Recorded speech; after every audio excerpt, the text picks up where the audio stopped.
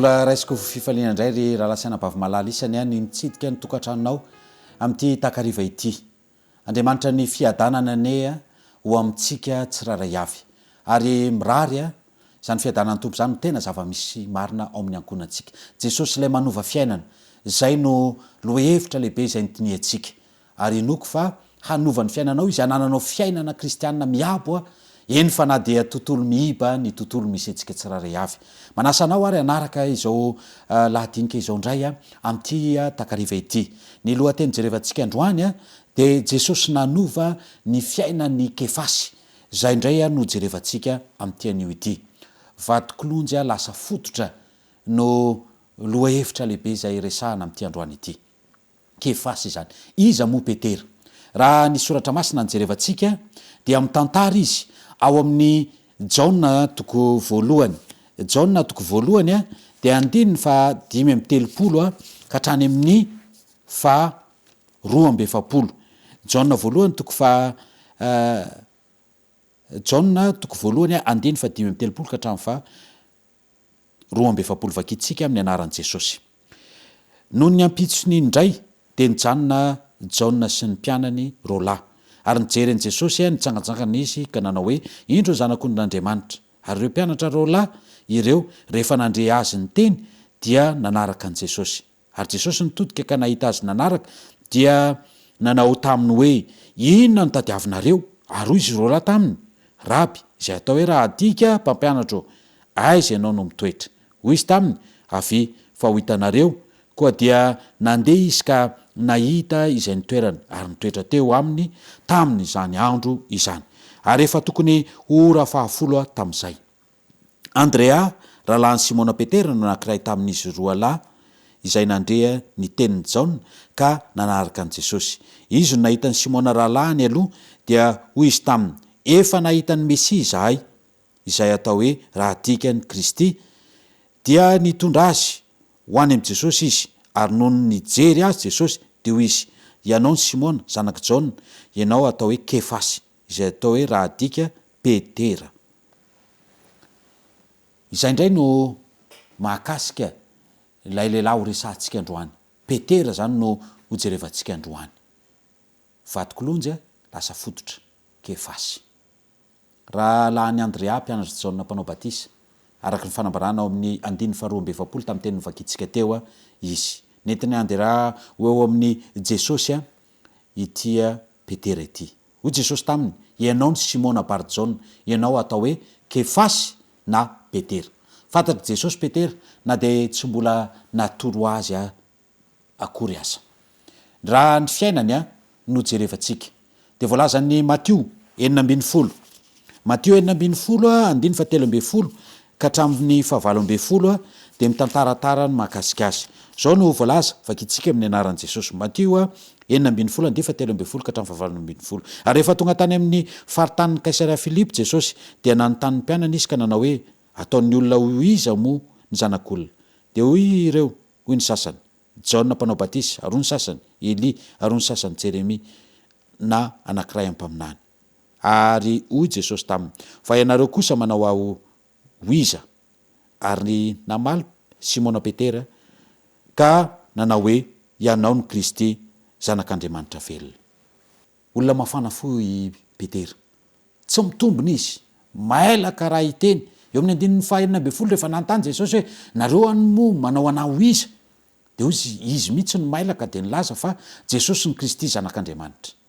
Eo amin'ny 2:20 amin'io 9:40 io dia miteny izao teny izao Jesosy, Petera. Ary Petera nanohana azy tanilany kely ka niteny mafy azy hoe sanatria aminao zany tompoko, tsy ho aminao tokoa izany. Izy no niteny mafy an' Jesosy hoe sanatria, raha ho samborina sy ho vonono zany ianao ry Jesosy za tena hiaro anao mihitsiny. Zay zany Petera zay, mahafana fo izy, tsy mitombona, olona mailaka raha hiteny, ary olona taitaitra raha resahana zany. Niozina mihitsy izy sy ny anina ho tsy mahalala an' Jesosy anefany taty aoriana. Jerevy tsara ny 4:70 amin'ny Matio 4:20, Matio 4:20 andiny 4:70 dia zao anefa ny zavatra niseho tao aoriana. Izay ny fiozonozonana ny hoe tsy vadika amin'i Jesosy zany ariaron' Jesosy hatramin'ny farany. Ary noho ny afaka kelikely dia nanantona izay nijanona teo ka nanao tamin'ny Petera hoe marina tokoa fa namany reny ianao fa ny fiteninao miampanganao. Dia tamin'io fotoana io inona nataony? Niozona sy nianina ho tsy nahalalan'i Jesosy izy, nanda azy intelo Petera. Tamin'izay fotoana izay dia nitompo tany aminy fijerin'i Jesosy. Nifanojo ny masony sy mason'i Jesosy, niatsaro ny tenin'i Jesosy izy ary nivoaka nandositra dia nitomany fatratra. Kivy tanteraka izy, nitady fibebahana fa namatika ny tompo Jesosy. Inona ny hafarana ozy izy ianareo? Maty Jesosy zao ho aizy intsony izy. Moa mbola sa iteteny Galilea indray hitory ny fanjakan'Andriamanitra ve? Inona ny nanjoan'ny Petera? Kivy tanteraka Petera ry havana. Tsy nisy heviny tamin'ntsony ny mampianatra azy foanatreo izany hoe mpanaradian'i Kristy izany. Ao amin'ny Jaona 1:20.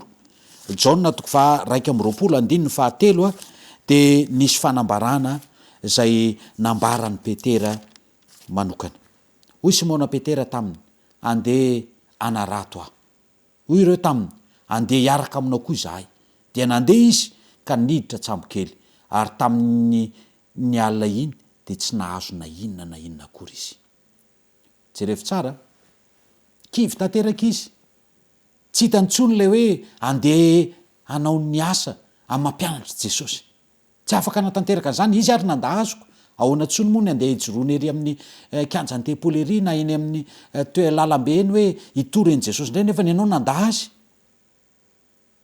Dia tsy vitan'izay fa nitaominy ihany koa ny mpianatra Kristy namany ka nanao hoe andeha hiaraka aminao koa izahay.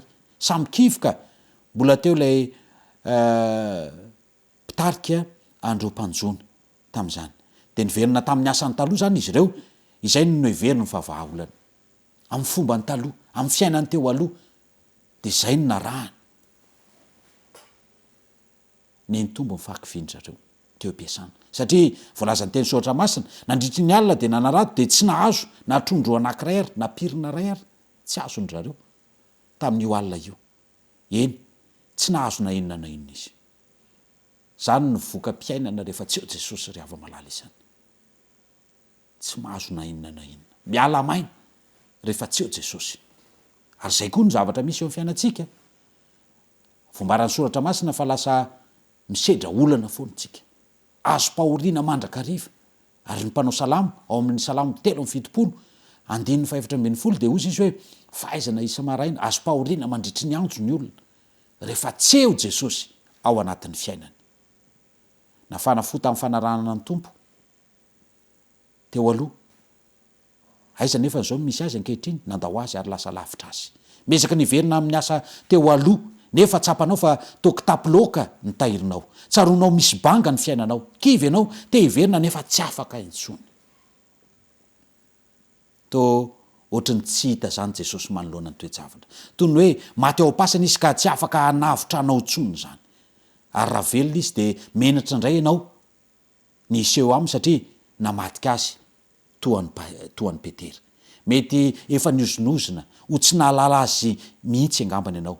Ary satria fantatry ny olona fa mpianana ianao teo aloha, ry havana, lasa tsy misy heviny intsony aminao ny fiainanao ankehitriny. Androany nefa dia teny aminao aho. Ampy izay raha lasa hanapavy-malala isan'ny fivezivezenao. Ampy izay. Fa misy fanantenana ho anao amin'ity androany ity. Ary manakambara aminao Jesosy anio. Eny, anio dia hiova ny fiainanao toy ny fiovan'ny fiainan'ny Petera raha manaiky ianao. Indray mandeha dia voalaza ao amin'ny Jaona 1:24 nisy toe-javatra niseho ary niseho teo amin'ny fiainan'ny Petera. Izao ny fanambarana vakitsika amin'ny anaran'i Jesosy. Ary noho ny efa nazava ratsy ny andro dia nitsangana teo amoron-dranomasina Jesosy kanefa tsy fantatry ny mpianatra ho i Jesosy zany. Tonga Jesosy niseho tamin'ireto mpianatra ireto. Nitsangana teo amoron-dranomasina Jesosy, fitsanganana hafa mihitsy ity fitsanganana ity.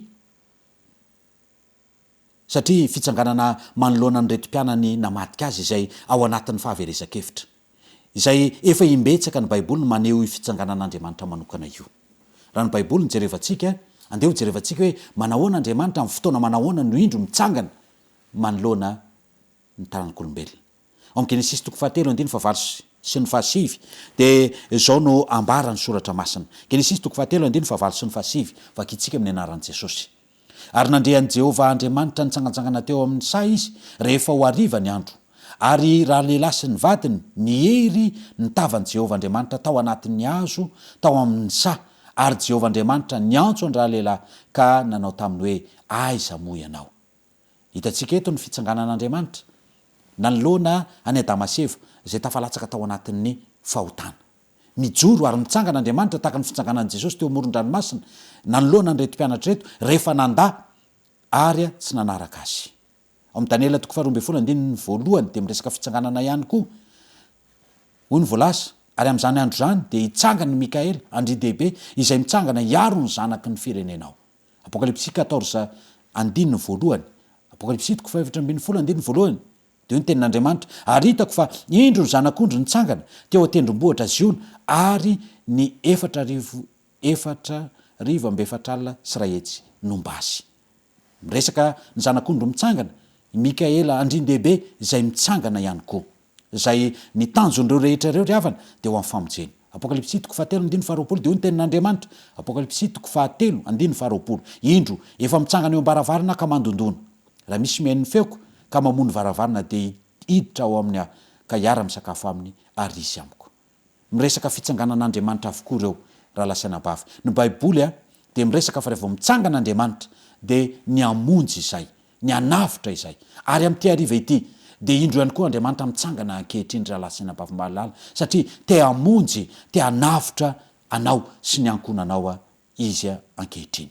Ny Baiboly koa nefa dia milaza fitsanganana iray hafa izay mifanohatra amin'ny fitsanganan'Andriamanitra. Rehefa mitsangana mantsy Andriamanitra amin'ny tanjona iraisan'ireo andiny milaza ny an'Andriamanitra ireo dia mba izay ny famonjena ny tanjon'Andriamanitra dia eo ihany koa mitsangana ihany koa ilay anankiray saingy hafa mifanohatra ny amin'Andriamanitra. Andriamanitra rehefa mitsangana dia ny amonjy sy hanafaka izay. Fa ity fitsanganana anankiray hafa ity ihany koa dia fitsanganana izay hafa mihitsy ny voalazan'ny tenin'Andriamanitra. Ao amin'ny tantara voalohany 2:1 tantara voalohany 2:1 dia ny tenin'Andriamanitra. Ary Satana nitsangana ampidodoza tamin'ny zanak'Israely ka nanome saina any Davida anisa ny Israely. Devolina Satana no voalaza eto. Fa rehefa mitsangana ihany koa io dia ny aninona hozy izy? Ny anisy ratsy, ny ampidodoza zany no nataony.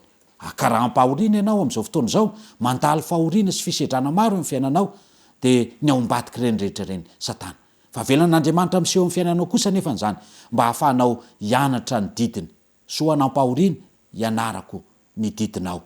Rehefa mbola tsy nahandalo fahoriana dia ohatran'ny tsy mandeha amin'ny laoniny zany ny fiainantsika. Fa raha tiana amboarina ny fiainana dia ireny fahoriana ireny nampandalovin'Andriamanitra eo amin'ny fiainantsika. Volazan'ny Apokalypsy 3:1 dia hozy izy hoe ary nitsangana teo ambony fasika ny ranomasina izy.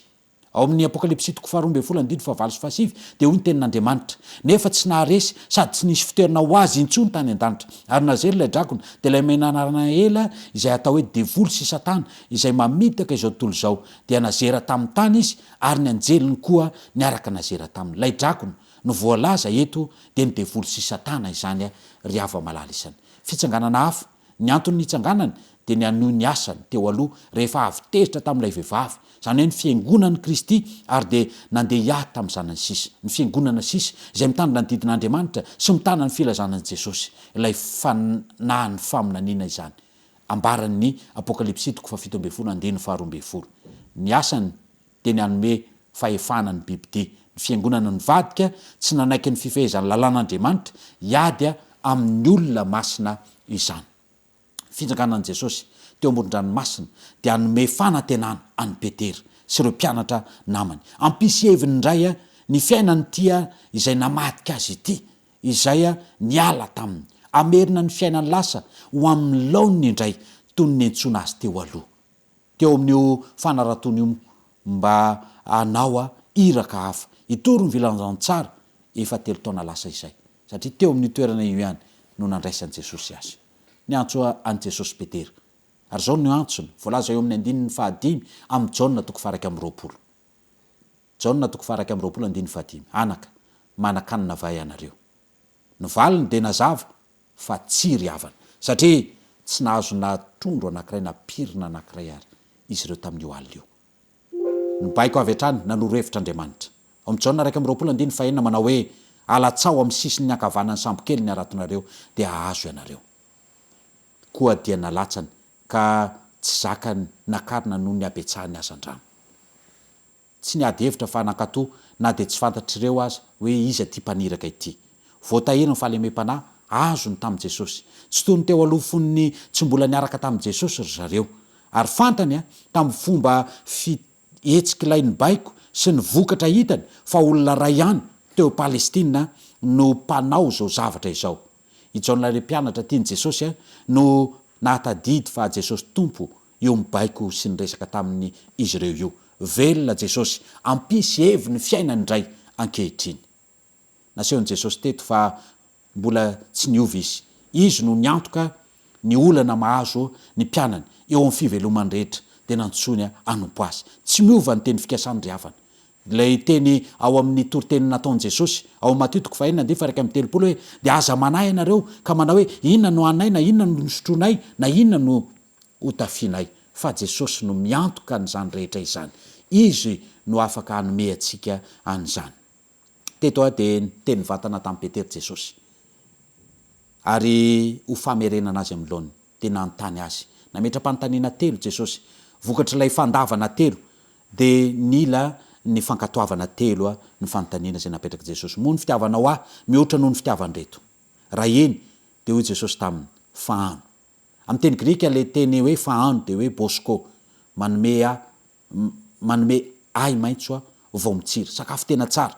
Amin'ny Ezekela toko 4:30 miresaka ny sakafo. Ny valiny faharoa dia hozy izy Jesosy hoe andraso poemeno. Zany hoe mahafeno ny andraikitra rehetra fanao ny mpiandrondry. Dia naverina indray taty amin'ny fahatelo.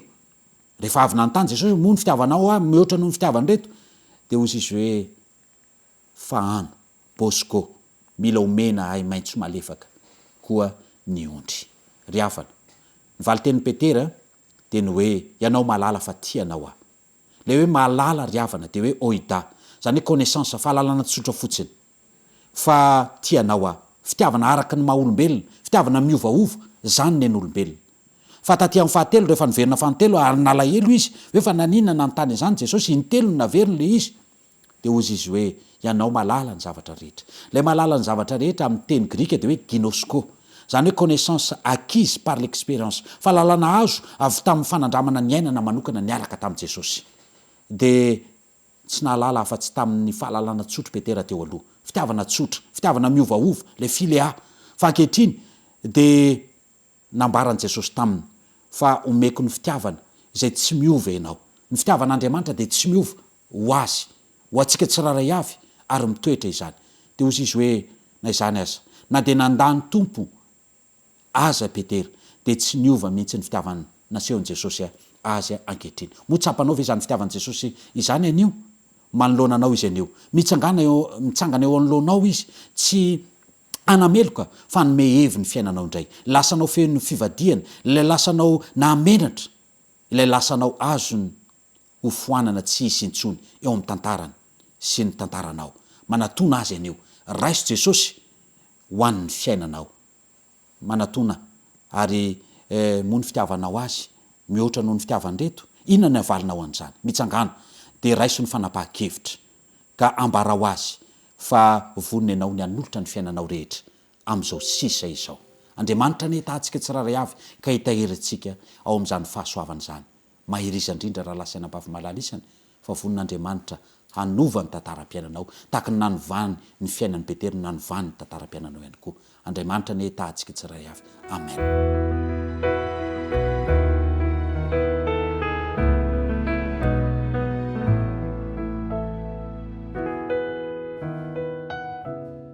Andriamanitra misaotra anao izay ny amin'ny teninao.